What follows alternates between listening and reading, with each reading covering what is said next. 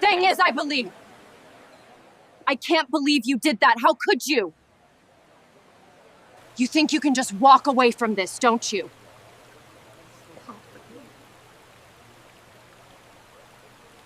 The chandelier above the restaurant's velvet booths glowed like molten gold.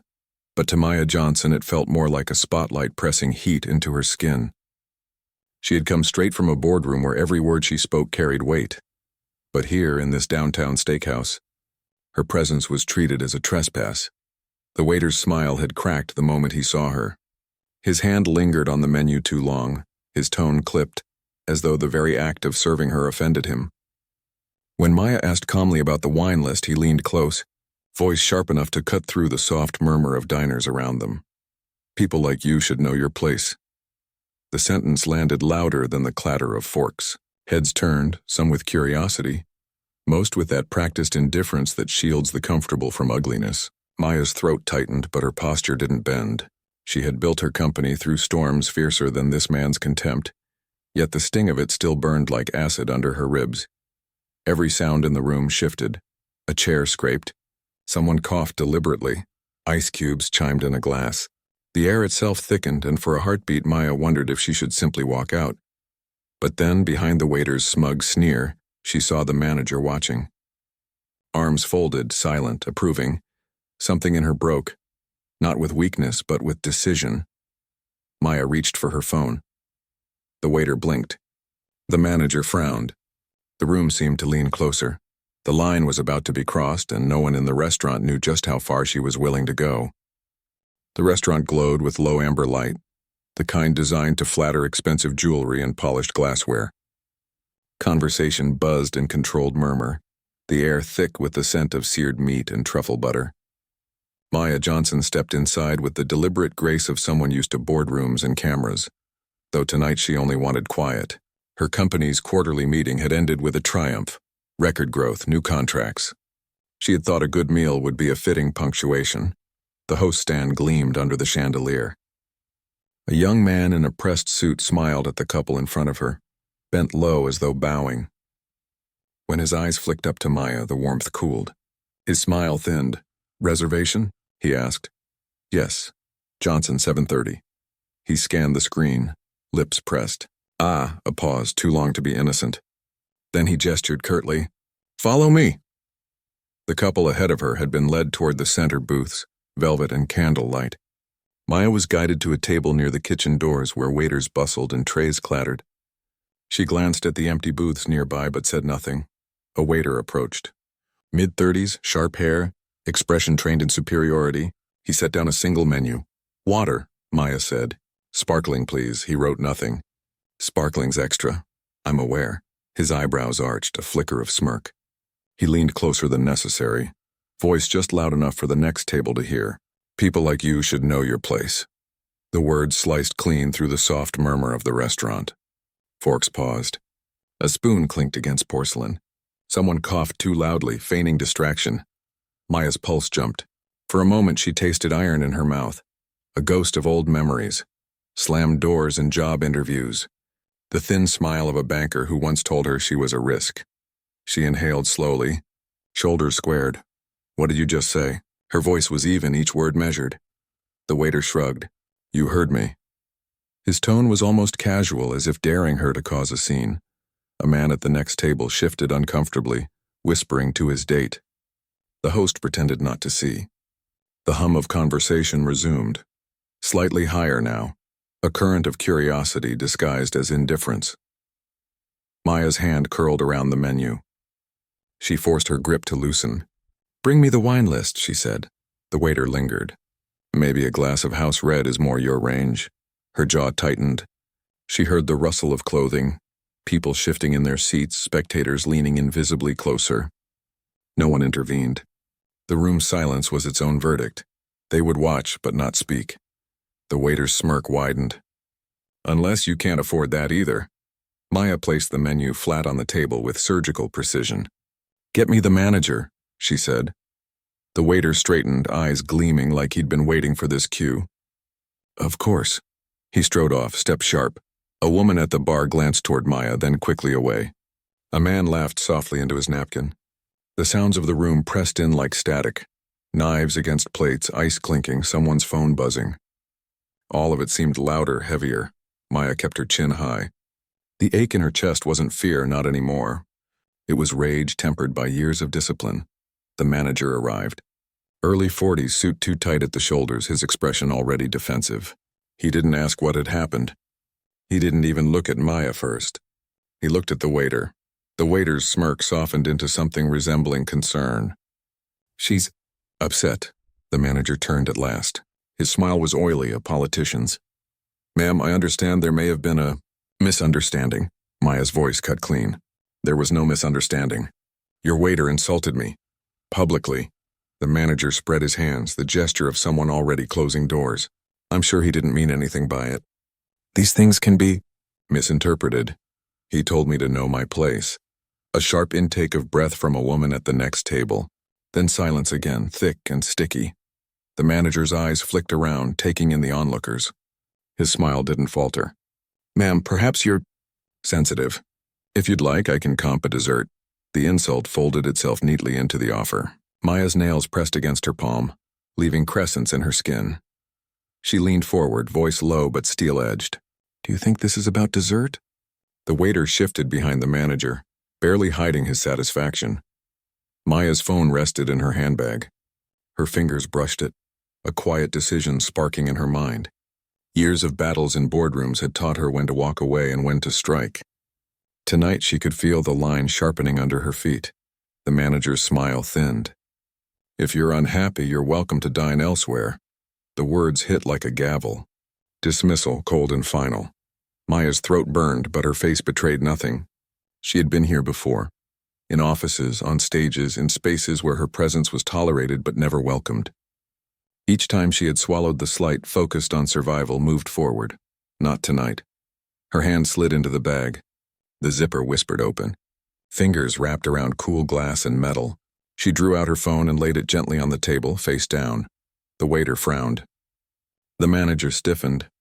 Maya looked up, eyes locked on his. "This conversation," she said softly, "isn't over." The restaurant seemed to inhale as one. Chairs stilled, whispers ceased. For the first time, the manager's expression cracked, uncertainty bleeding into his practiced calm. The phone lay between them like a loaded weapon, silent and waiting. The air tightened. The moment stretched, and Maya, spine straight, gaze unflinching, knew she had just lit the match. The restaurant never recovered from that moment.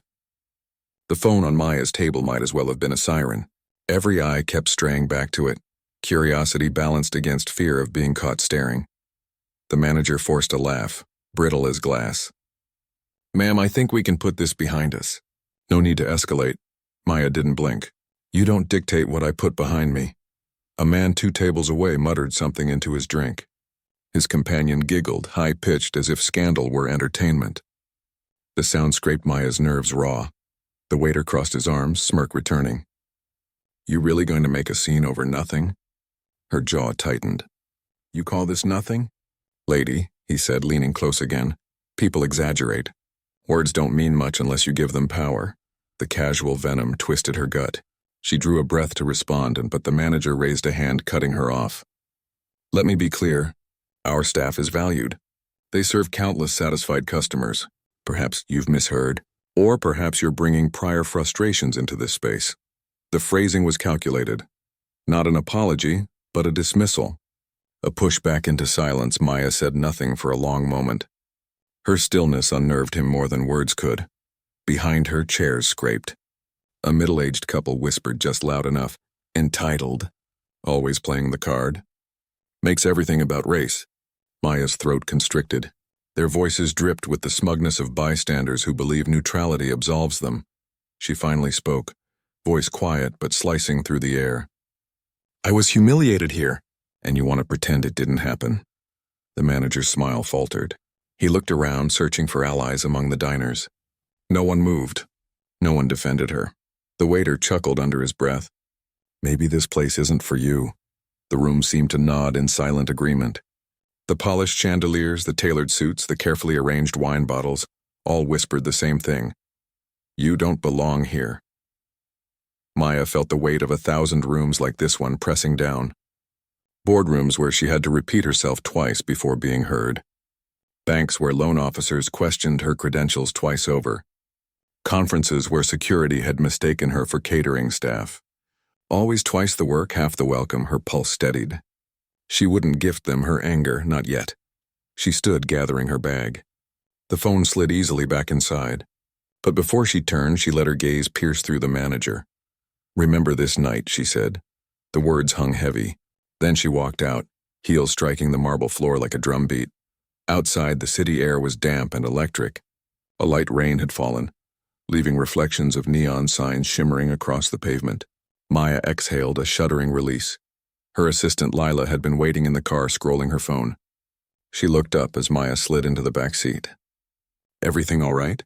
"You're early." Maya stared out the window. The glow of the restaurant's sign blurred in the drizzle. "No, it wasn't all right," Lila frowned. "What happened?" For a moment, Maya didn't answer. Her silence stretched until Lila leaned forward. "Maya?" Maya finally spoke, voice flat. "I was told to know my place." The words hit the air like gunfire. Lila's mouth opened, then closed. "He said that? To you?" Maya nodded once. Anger flashed across Lila's face. That's disgusting. We should report them. Blast them online. Do something."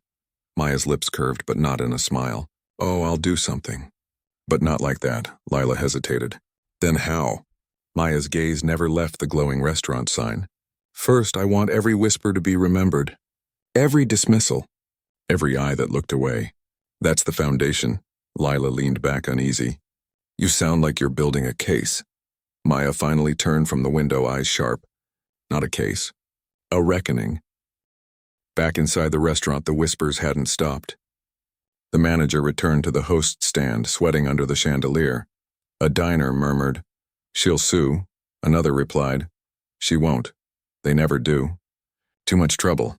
The waiter laughed softly, shaking his head. "Women like her, all bark, no bite." But even he, for just a flicker of a moment, looked at the door she'd walked through with a trace of unease. The city night swallowed Maya's car as it pulled away. Rain streaked across the windshield, headlights scattering into fractured light. Her phone buzzed in her bag. She ignored it. Her reflection stared back at her from the dark window. The ache in her chest hadn't eased. She had walked away tonight, but not to forget. To remember. The words replayed in her mind, a rhythm she could not silence. People like you should know your place. And with every repetition, her resolve hardened. This was only the beginning.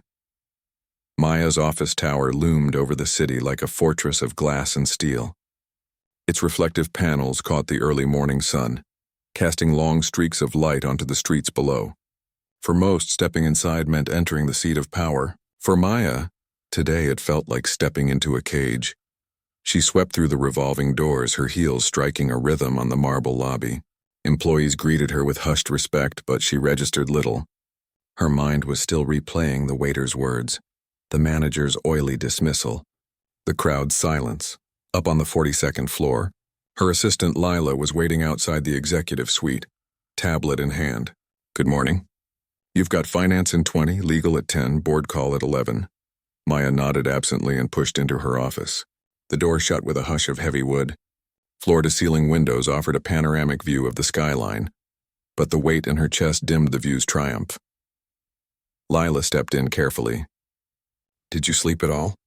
Maya dropped her bag on the leather chair. "Barely. You kept turning it over in your head?" Maya's laugh was dry. "When someone tells you to know your place, it tends to stick." Lila's jaw clenched. "I still don't understand how people can say things like that to you. To anyone." Maya lowered herself into her chair, fingertips pressed together. "Because the world lets them. Because no one calls them out. Because silence is cheaper than confrontation." A pause stretched.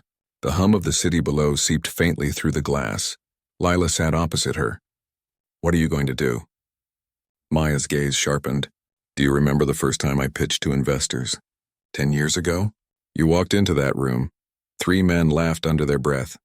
Said your projections were adorable." Maya nodded. "And I built a company bigger than their portfolios combined. This is the same battle, different battlefield." Lila tilted her head. "So what's the move?" Maya tapped her pen against the desk. "I want the restaurant's ownership records. Their corporate structure, financial history, everything. Lila blinked. You're not serious. Oh, I'm very serious. You can't. You don't mean to buy them. Maya leaned forward. Why not? They tried to shove me out of their world. Let's see how they like me running it. Lila exhaled sharply. That's not just dinner table justice. That's war, Maya's voice steadied. Then war is what it will be. By mid-morning, Maya was sitting across from her legal counsel, Mr. Daniels, in the sleek conference room. He was a cautious man, gray at the temples, known for threading needles without breaking them. He adjusted his glasses. Maya, I got your message. You want background on the restaurant chain? Yes, discreetly, he hesitated. Can I ask why? Because they made it personal. Daniels exchanged a look with Lila, who was perched beside Maya. Maya, businesses insult customers every day. Most people leave bad reviews. They don't. By the whole place, Maya's eyes narrowed. Most people don't have the means, and most people don't have to hear what I heard last night. Daniels sighed, fingers drumming the table. I'll see what I can dig up. But you should know, and this chain has a history. There were murmurs years ago of discriminatory practices, but lawsuits got buried. Settlements, sealed records. They're not saints. That's exactly why I want the files, Maya said. Daniel studied her. And what if it all comes out? Public fights get messy. Your name, your company could take collateral damage. Maya's reply was ice. I've survived worse storms than their mud. When Daniels left, Lila stayed behind, pacing. You know what this means, right? They won't just roll over. If you move on them, they'll smear you, drag your name, question your leadership. Investors get jumpy when CEOs act emotional. Maya turned to the window. Her reflection stared back, tall, poised, unflinching. They already question my leadership. They always have. And every year I prove them wrong. Lila stopped pacing. So this time, you'll prove it by taking their house down brick by brick. Maya looked at her, voice low. No, this time I'll prove it by owning the house. The rest of the day blurred into meetings, spreadsheets, cautious voices telling her to focus on profit margins, quarterly reports, long-term stability. Words she had mastered long ago. Words that had built her empire. Yet beneath it all pulsed a different rhythm. Humiliation replayed. Anger sharpened. Resolve solidified. That night, long after staff had left, Maya remained in her office. Lights dimmed. The city glittered outside, but her eyes were fixed on a single file open on her laptop. Ownership data, legal documents, financial sheets. Each line was a stepping stone. Her fingers hovered over the keyboard. She whispered to herself, the words tasting like fire. They told me to know my place. Now they'll learn it's at the top of their deed. The conference room smelled faintly of polished wood and burnt coffee. Stacks of documents lay spread across the long glass table. Maya sat at the head, her blazer draped over the back of her chair, sleeves rolled neatly to her elbows. The expression on her face was surgical, focused, relentless. Mr. Daniels, her legal counsel, slid another folder across the table. That's the full litigation history I could retrieve. Some of it's public record, some buried in sealed settlements. Maya flipped through the papers, eyes narrowing. Employment discrimination, wrongful termination, wage theft. And all of it sealed away like it never happened. Daniels adjusted his glasses. This chain has money connections. They pay to keep their skeletons locked up. Lila leaned forward from her chair, voice sharp. And the public keeps eating there like nothing's wrong. Daniels exhaled. That's how power works. They outlast the noise. Customers forget. Maya's tone cut through. Not if I take control of the noise. Daniels tapped the file. You're serious about acquiring them? Maya didn't blink. Deadly serious, Daniels hesitated. Acquisitions aren't dinner conversations. You're talking millions, maybe hundreds of millions if you move on the parent company. Maya's gaze hardened. How many millions have I already built from nothing, Daniels? You've watched me do it. Lila smirked faintly. She means she can afford the receipts. Daniels raised a brow. Money isn't the only cost. The board will resist. Investors hate when CEOs follow personal vendettas. Vendetta? Maya's voice sharpened. This isn't personal indulgence. It's systemic. They humiliated me because the system told them they could. If I walk away, I'm just another file in their cabinet labeled Incident Resolved. For a moment, silence filled the room, broken only by the hum of the overhead lights. Daniels finally leaned back. Fine, if you want leverage, you'll need more than money. You'll need proof of rot deep enough to justify shaking them loose. Scandal doesn't sink a business, and exposure does. Maya's eyes glinted. Then let's dig until we find what they're afraid of. 2 days later, the team reconvened. Financial analysts, junior lawyers, and one investigator sat around the table. A projector cast spreadsheets and corporate charts onto the wall. The investigator, a wiry man with sharp eyes, pointed with his pen. Here's what stands out. Repeated closures of branches in minority neighborhoods, each followed by lawsuits claiming discriminatory firings. The case is settled, all sealed. Lila leaned forward. Pattern, not coincidence. Maya's voice was cool. How deep? The investigator flipped through slides. Deep. The parent company has a record of manipulating hiring practices, refusing promotions, and... He clicked. There's one internal memo that leaked briefly. It called certain hires not in line with brand image. It vanished after a week. Daniels frowned. If we can prove authenticity, that memo alone could ignite media fire. Maya studied the projected chart. So they've spent years cleaning their floors with bleach, hoping no one notices the blood beneath the tiles. A junior analyst spoke nervously. Acquisition strategy would be risky. They'll know you're targeting them and they'll fight back with everything, legal, PR, political. Maya looked directly at her. Good, let them fight. I've built my life fighting uphill. The meeting stretched for hours, voices clashing, ideas scribbled across whiteboards. By late evening, the table was littered with empty coffee cups and paper stacks. Lila rubbed her temples. You realize this is going to consume months, maybe years. It's not just buying a restaurant. It's dismantling a fortress. Maya's reply was quiet but unyielding. That's exactly what they built it to be. A fortress to protect prejudice. I won't stop until I've broken their gates. Daniels sighed, exhaustion tugging at his voice. If we move forward, we'll need to start discreet negotiations. Quiet buys, small stakes. They won't see the storm until it's overhead. Maya's lips curved faintly. Perfect. Let them sip their wine while the walls close in. Later that night, alone in her office, Maya sifted through another batch of documents. The silence pressed heavy, interrupted only by the ticking of the wall clock. Her phone buzzed, a message from Lila. Are you sure this is the path? Maya typed back, I've never been more sure. She leaned back, staring at the skyline. Somewhere out there, the restaurant still hummed with laughter and clinking glasses, oblivious. The waiter's voice replayed in her head, bitter and sharp. People like you should know your place. Maya whispered to the glass, to the city sprawled beneath her. My place will be written on their deed. The following morning, the plan began. Phone calls placed. Meetings scheduled in hotel conference rooms, away from cameras.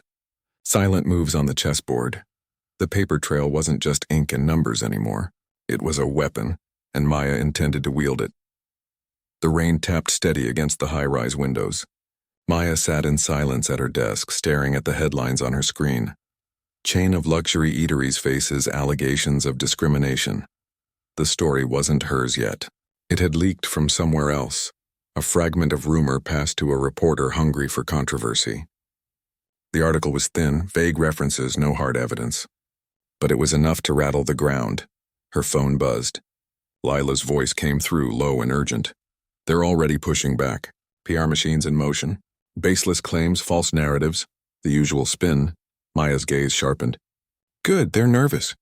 Nervous isn't weak, Lila countered. It's calculated. They'll tighten their grip. Maya didn't argue. She simply closed the laptop and stood, pacing across the room. Her silence was deliberate, heavy. Hours later, the team assembled again. Daniels spread fresh reports across the table. They've activated their lobbyists. Calls have been made to city council, state regulators. They'll try to paint this as an attack on business stability. Maya remained standing, arms folded, listening. One analyst spoke, voice uncertain. Should we slow down? Let the noise fade before pushing further? Maya turned, her tone clipped. Silence is what they rely on. Every pause feeds their strength. Daniels interjected carefully. But the wrong move now could compromise acquisition talks. If we appear too hostile, they'll circle wagons. We need strategy, not outrage. Maya's reply was blunt. Strategy doesn't mean retreat. Lila leaned back in her chair, exhaling. She's right. If we soften, they'll write us off. If we press, they'll have to reckon with us. Daniels rubbed his temples. Then we need to press where they don't expect it. That evening, Maya met quietly with a contact and a former employee of the chain, a woman in her 40s with cautious eyes. They sat in a dim cafe booth, voices low under the hum of jazz. The woman's hands trembled slightly around her cup. I signed papers, confidentiality. They threatened to bury me if I spoke.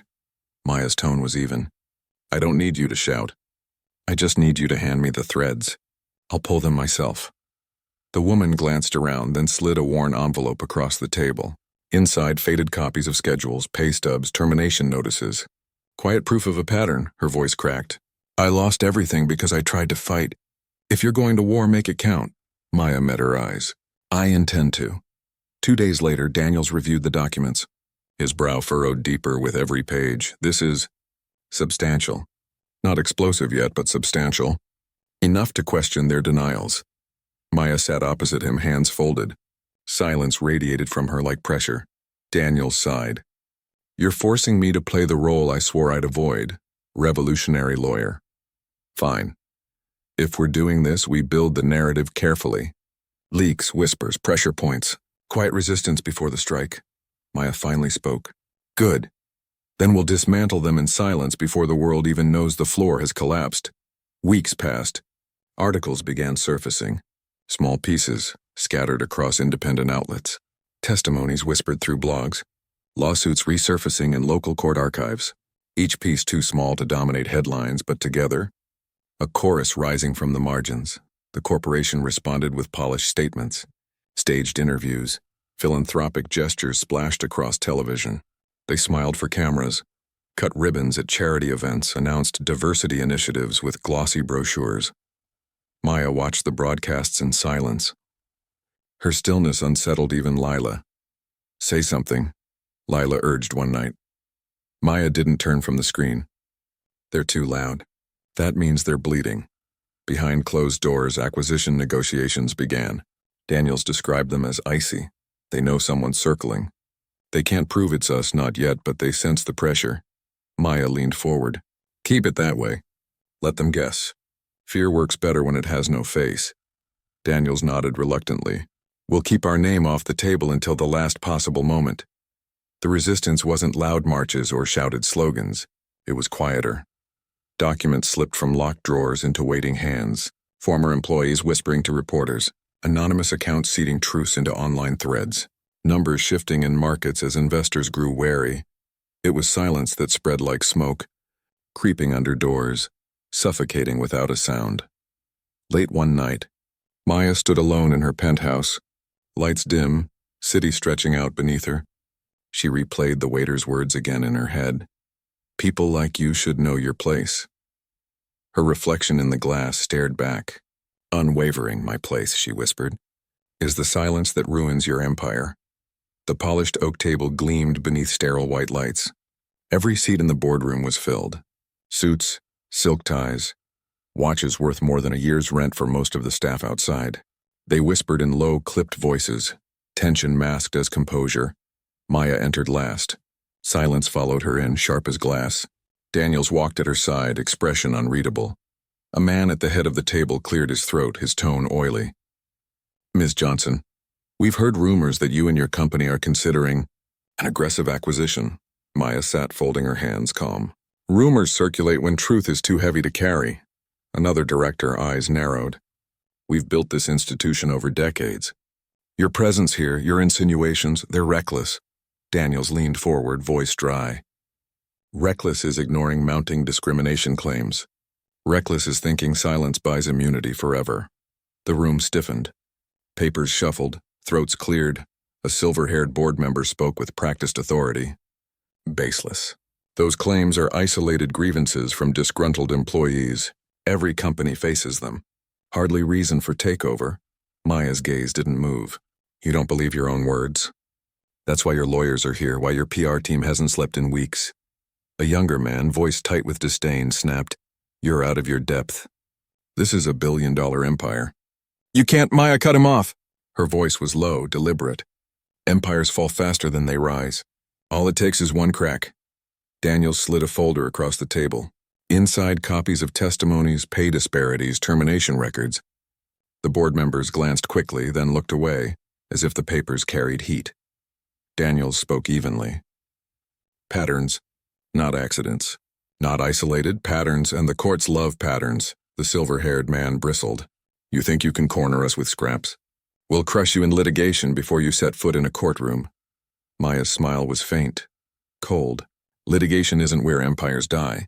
They die when investors lose faith, when consumers whisper doubt, when silence spreads louder than speeches. The boardroom fell quiet again. After a long pause, the chairman finally spoke.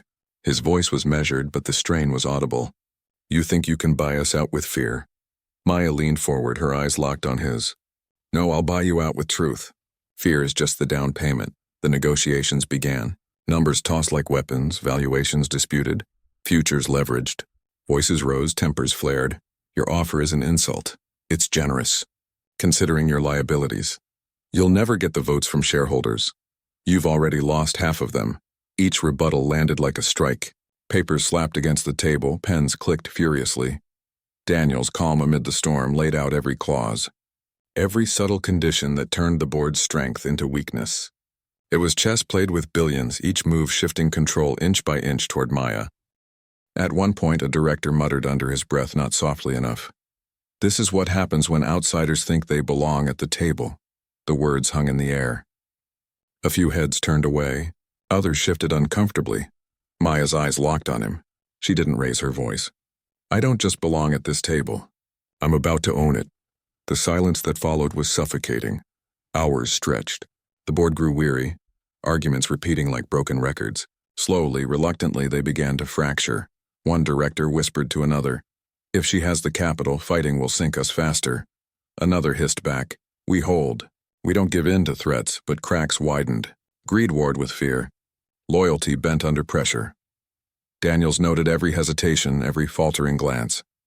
Finally, the chairman slammed his gavel, a ceremonial relic, polished and heavy. We will adjourn. This board doesn't bow to theatrics. Maya rose. Her final words carried through the chamber like a blade. You can adjourn. You can stall, but you can't erase what's coming. By the time the gavel falls again, the ground under your feet will belong to me. Later, in the quiet of Daniel's office, the team debriefed. Lila paced furiously. They're stalling. They'll drag this out, force delays, bleed us with procedure. Daniels exhaled, rubbing his temples. Yes, but today we planted the seed. Some of them wavered. They know the tide is shifting. Maya stood at the window, city lights flickering beyond. Her voice was low, unwavering. They think stalling buys them time. It doesn't. It buys me more cracks to push through. Silence already works against them. They can't control what they can't see. Lila stopped pacing.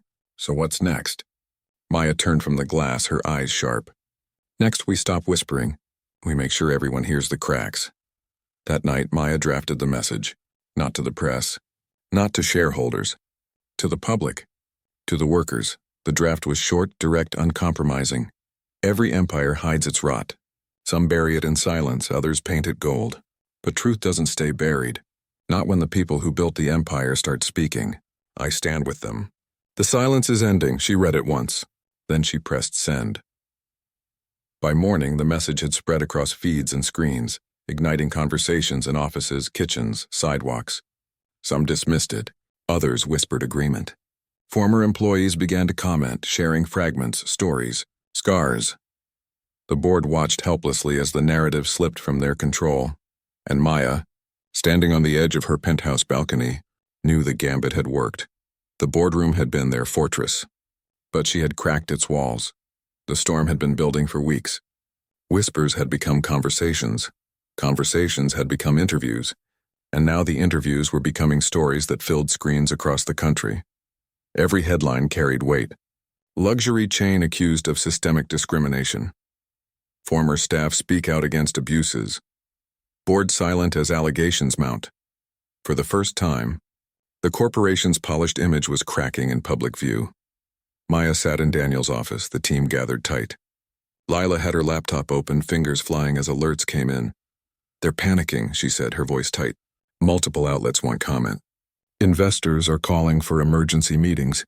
Shares dropped 8% overnight. Daniels leaned back, exhausted but grimly satisfied. This is it. They're bleeding fast. They'll either fold or lash out. Maya's reply was soft but steady. They'll lash out. The prediction came true within hours. A press conference streamed live. The chairman standing at a podium, jaw tight, voice sharp.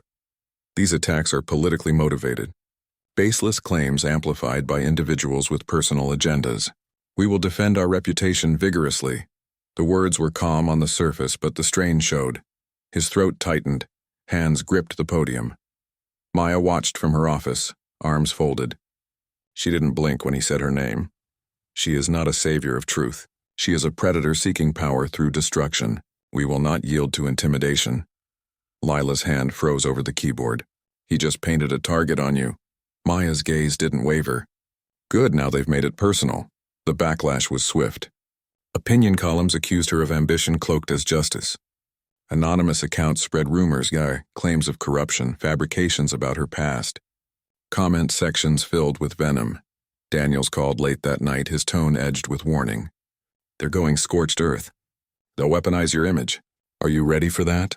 Maya stood in her darkened office, city lights blazing behind her. I was ready the moment that waiter told me I didn't belong. They can twist my name, but the truth is still in my hands.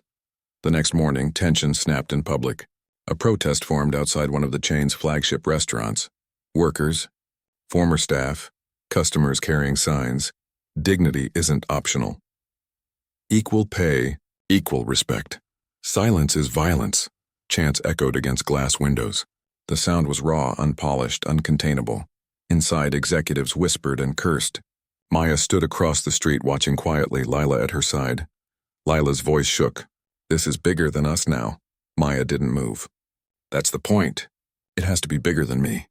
Daniels joined them later, tie loose, eyes tired. He muttered under his breath as he scanned the crowd. This is the breaking point. They can't hold the walls anymore. One of the protest leaders spotted Maya and pushed through the crowd, breathless. They're threatening to fire anyone who doesn't go back inside. What do we do? Maya looked at the man, young, eyes blazing with both fear and defiance. She answered with calm certainty. You stand where they told you not to. That's how walls fall. The man nodded, tears bright in his eyes. He turned and lifted his sign higher. The chant rose louder. The cameras caught everything. News vans parked in rows, microphones thrust forward. The chairman released another statement, this one angrier, more desperate. These agitators do not represent our employees. They are being manipulated by outsiders who seek to destabilize a proud institution. But the footage told another story. Workers chanting together, customers standing with them, Maya's silhouette visible in the background and silent, steady. Later that night, in the safety of her penthouse, Lila collapsed into a chair, drained. It's spinning out of control. They're throwing everything at us. Threats, lawsuits, smear campaigns. Aren't you afraid? Maya sat opposite her, posture unbroken. Fear is their language. I don't speak it. Daniels poured a drink, staring into the glass. They'll come harder tomorrow. They're cornered. And a cornered empire fights dirty. Maya's voice cut clean through the fatigue. Let them fight. We're past the point of silence. The breaking point isn't mine, it's theirs. The next morning she received the call, a journalist's voice urgent. They've filed injunctions. They're moving to block your acquisition attempt. But listen, I have something. An insider leaked audio from a board meeting. You need to hear it. The recording crackled, male voices sharp with panic, words dripping contempt. She thinks she can own us as if money buys culture. Keep her out. People like her, they don't deserve control. Better to burn the whole thing down than let her win. The words burned into her. Clear, unfiltered, damning. Maya's hand trembled just once. Then her grip hardened. This, she whispered, is how they fall. The chapter closed with Maya alone, standing before the city skyline once again. Behind her, the leaked recording played on loop. Her face was unreadable. Her silence was thunder. The breaking point had arrived. The recording detonated like a bomb. Within hours, every outlet carried the same headline. Leaked audio reveals racist remarks inside luxury chain's boardroom. The voices were unmistakable, not employees, not bystanders, but the board itself.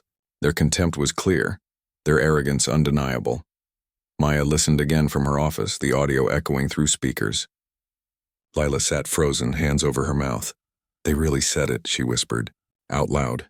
Without shame. Daniels lowered himself into a chair, rubbing his forehead. They signed their own death warrant. No spin can bury this. Maya stood at the window, back rigid. Then we don't bury it. We broadcast it. The next morning she appeared on national television. The studio lights glared. The host's tone practiced, neutral. Ms. Johnson, the leaked recording has shaken public confidence in one of the country's most prestigious chains.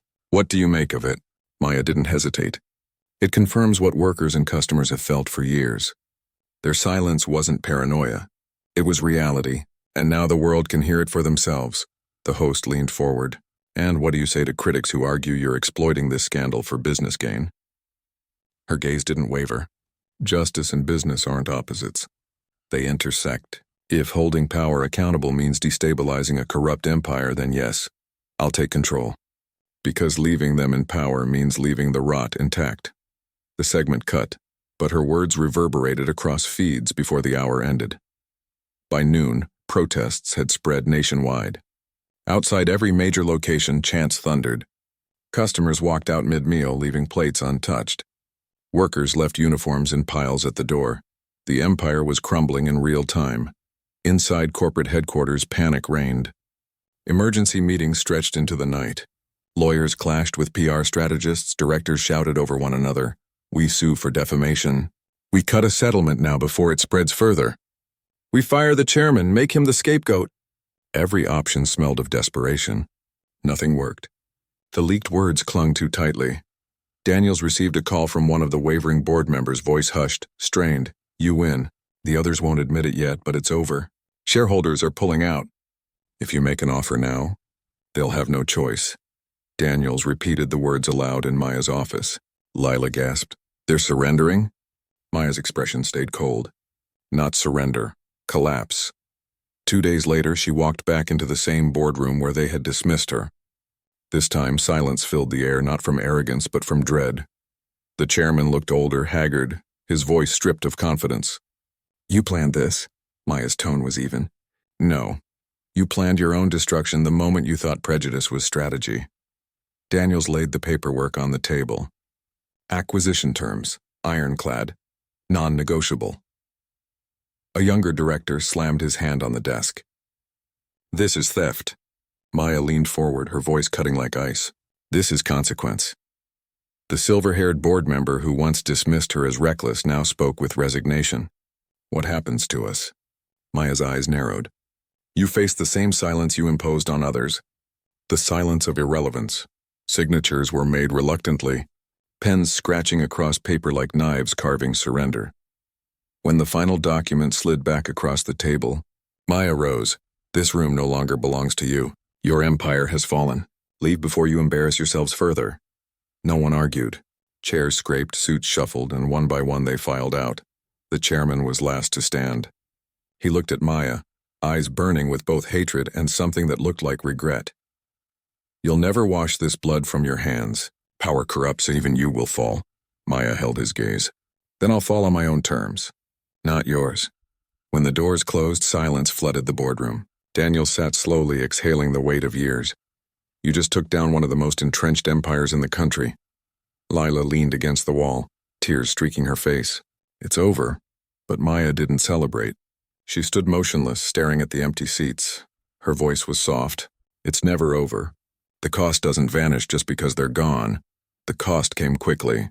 Death threats filled her inbox. Business partners severed ties, afraid of backlash. Commentators painted her as dangerous, vindictive, power-hungry. Daniels warned her in his blunt way. You've won legally, but socially, they'll try to exile you. Maya nodded once. Exile doesn't erase the truth. On the night the acquisition was finalized, Maya visited the first restaurant, the place where the insult had been hurled at her. It was empty now, chairs stacked, lights dim. She walked slowly to the table where she had sat, replaying the moment in her head. The waiter's smirk, the sting of his words. People like you should know your place. Her hand rested on the polished wood. She whispered into the silence. My place was here all along. You just couldn't see it. News broke the next morning. Black CEO secures control of luxury chain after racism scandal. Some praised her. Others condemned her. But the empire was no longer theirs. It was hers. And yet, as Maya stared at the headline, she felt no triumph. Only the quiet ache of battles won and scars carried. The collapse of their empire was undeniable. But so too was the toll. Her silence, once a weapon, now felt like a weight. The city buzzed with her victory. Newspapers carried her face. Headlines screamed her name, and television anchors dissected every detail of the acquisition. To some, she was a hero. To others, a villain cloaked in ambition. But inside Maya's office, the atmosphere was not triumphant. It was heavy, almost funereal. Daniel stood at the center of the room, his tie loosened, eyes weary. You got what you wanted. You own them. But this war doesn't end just because the papers are signed. Lila sat curled in a chair, voice hoarse from exhaustion. The threats keep coming, online, on the phone. Even letters. It's endless. Maya stood by the window, arms folded, the city glittering below. Justice isn't clean. It never was. The empire's downfall accelerated in public view. Former employees filed lawsuits. Investigations opened at the federal level. Investors abandoned ship. The chairman who once sneered at her was now a public disgrace, hounded by cameras as he left court. His voice cracked when reporters shouted questions. Do you regret your remarks? Were you aware of systemic discrimination under your watch? He never answered. His silence was his sentence. At a televised shareholders meeting, Maya appeared as the new face of ownership. Cameras flashed, voices clashed, the room swollen with tension. One investor confronted her directly.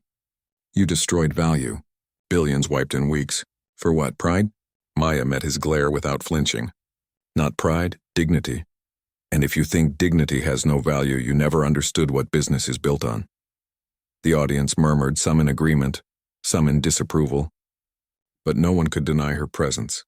Later, Daniels cornered her in private. His words were sharp, almost bitter. Poetic justice doesn't mean clean justice. You've hurt them, yes, but you've also carved scars into yourself. Don't pretend you haven't, Maya looked at him, eyes shadowed. Every scar proves I stood where they told me not to. That's the cost I chose. The restaurant where it all began reopened under new ownership. Renovated, rebranded, reborn. Maya walked through its doors unannounced, greeted by stunned staff. The air smelled of fresh paint and new beginnings. A young waitress, no older than 20, approached nervously. Are you her? Maya nodded. The girl's voice shook. Thank you. For proving people like me can belong here. For the first time in months, Maya's composure cracked. She smiled faintly, the weight in her chest loosening if only for a moment. But poetic justice is not neat. That same night, her car was followed. Messages grew darker, more violent. A brick shattered the glass of her office lobby, spray-painted words bleeding across marble. Know your place. Lila wanted police protection. Daniels wanted to escalate security, but Maya refused to show fear. They want me to break, she said quietly. If I bend now, everything we built collapses. A week later, a breaking news broadcast silenced the city. The disgraced chairman had been indicted on charges of fraud and misconduct. Reporters swarmed the courthouse. His image, once polished and commanding, was now broken, sagging under the weight of consequences. Daniels turned to Maya, disbelief flickering across his face. He's finished. Truly finished? Maya didn't smile. She simply whispered, Poetic justice. The story closed in a quiet room, not a boardroom or courtroom. Maya sat alone at her desk, a single lamp casting light on scattered papers. She replayed the journey in her mind. The waiter's smirk, the humiliation, the silence that became a weapon, the collapse that followed. Her voice broke the stillness, soft but firm. They wanted silence. I gave them silence so loud it crushed their empire. She leaned back, closing her eyes. The cost was heavy, the scars permanent. But justice, and poetic, imperfect, costly, was real, and for Maya Johnson that was enough. The trial ended with thunder, but the aftermath lived in silence. The company that once embodied arrogance now existed only as a husk, its name traded like a curse. Its towers stood hollow, windows dark, lobbies vacant. The logo that once glared across the skyline was quietly dismantled, letter by letter, until only rusted bolts remained. Maya sat in her office, though office was too grand a word now. It was a single room in a quiet building downtown, far from the glass towers. The walls were stripped, the furniture minimal. Lila entered with 2 cups of coffee, placing one on Maya's desk. The press is still circling. Some of them say you're a hero. Others call you reckless. Maya lifted the cup, her hand steady. Both can be true. Lila studied her. Do you regret it? Any of it? Maya didn't answer immediately. She stared at the city through the window, its lights flickering like fragile stars. Finally, she said, regret is useless. You make choices and then you live inside them. Daniels visited later, his suit rumpled, his tone softer than usual. You've proven your point. But listen, this doesn't end with you. There are people who will follow your path because you forced the door open. That's the real war. Maya smirked faintly. You sound almost optimistic. He exhaled, shaking his head. I'm just tired, but watching you, I know exhaustion doesn't mean defeat. The world had shifted around her. In boardrooms across the city, whispered conversations carried her name like a warning. Executives coached their teams. Be careful. Don't dismiss. Don't underestimate. Remember what happened to them. That was the echo. Not a roar, but a whisper carried into corners she would never see. At the rebranded restaurant, the one that had ignited it all, Maya returned quietly one evening. She sat in a booth at the back, unnoticed at first. The waitress who had once thanked her spotted her again. You came back, Maya nodded. I wanted to see if it still feels the same. The girl hesitated. Does it? Maya looked around. The room was alive with chatter, diverse, unafraid. The staff moved with pride, not fear. No, she said finally. It feels better. The girl smiled, and for a fleeting moment, Maya allowed herself to believe that change wasn't just spectacle, but substance. But the echo was not only external. It lived inside her. Alone at night, she felt the weight of the scars. The threats had faded, but the memories hadn't. The brick through the glass. The calls in the dark. The eyes that followed her on the street. She bore them without bitterness, but with clarity. Victory had not made her whole. It had made her enduring. The chairman's downfall became a parable told in business schools, dissected in articles, whispered in clubs where old men once mocked women like her. His name was no longer feared or respected. It was a punchline. Maya never laughed at it. She knew ruin wasn't funny. It was human wreckage, but she also knew he had written his ruin long before she arrived. She had only delivered the final stanza. Months later, at a university lecture, she was invited to speak. The auditorium overflowed with students, activists, and young professionals. A student stood up during the Q&A, nervous but determined. Ms. Johnson, what did it cost you to win? The room hushed. Every eye on her. Maya leaned against the podium, pausing before she spoke. Everything they warned me it would. My peace, my privacy, my comfort. All gone. Another pause. Her voice hardened, resolute. But what I gained outweighs it. I didn't win for comfort. I won for the echo. So you wouldn't have to fight the same way I did. That's the point of poetic justice. It leaves a scar. But it leaves a trail too. Applause thundered, not for her triumph, but for the weight of her words. That night, back in her stripped-down office, Maya lit a single candle on her desk. Not for ceremony, but for memory. She whispered into the stillness, not to anyone, but to the silence itself. You thought you could bury me in silence. Instead, I made silence my weapon. The flame flickered, shadows bending across the room, and in that quiet, the echo carried. Not loud, not soft, but enduring.